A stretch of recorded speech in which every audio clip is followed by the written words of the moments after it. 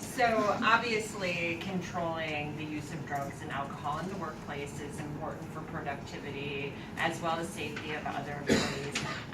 And the use of drugs and alcohol can really open up a business to liability, but you want to be careful when you're crafting your drug and alcohol policy that you also consider the other federal laws such as Americans with Disability Act, so that you're not also subjecting yourself to liability by having a drug and alcohol policy.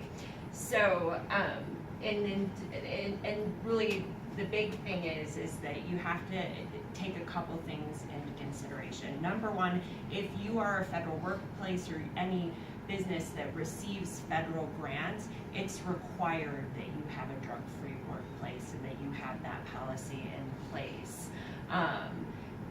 Working within the confines of the Americans with Disabilities Act, it's important to consider who is covered with respect to drug and alcohol use.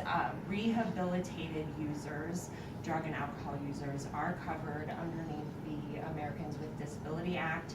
Current users are not, so that needs to be factored into any good drug and alcohol policy. Now, an employer may restrict, obviously, the use of drugs and alcohol in the workplace or at a company function. Something that's kind of an added benefit, obviously not required, but it's nice to, it might be nice in your policy to include some sort of substance abuse program or assistance for employees that might be struggling with that. And one, a thought is if you have a company health plan, there might be some coverage under the health plan or at least some benefit there that might be offered to employees that are struggling with drug and alcohol use. Finally, a really important thing is if you're going to have a drug testing policy, to specifically lay out within your handbook under what circumstances drug tests will be administered. That will curb an employee's expectation of privacy and really be upfront with the expectation of drug testing in the workplace.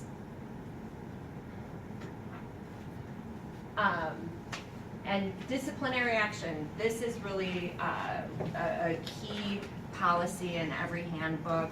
And I think that this is it's an interesting policy too, because almost like all of the policies, you can curb liability and then on the other hand, open up a can of worms. So you do want to be careful.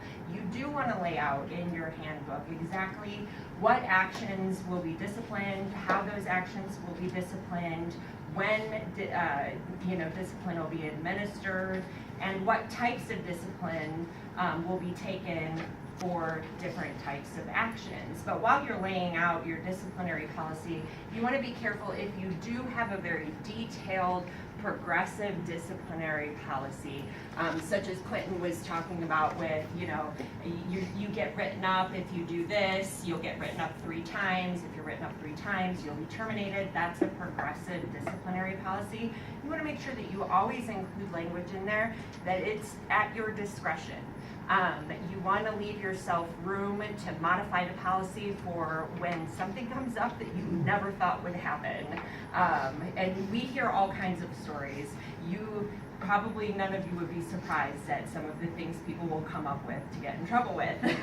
And you're not going to be able to list everything. So you definitely want to include in your policy that you have the discretion to respond to case-by-case issues that come up in the workplace. And you want to list out the types of actions that will result in summary termination. So make a list of the things that will result in termination without a progressive stepped disciplinary process, but also include language in there that you can't include everything, and that if something does come up, you retain the right to take the corrective action that needs to be taken up to and including summary termination for obviously more serious discipline issues.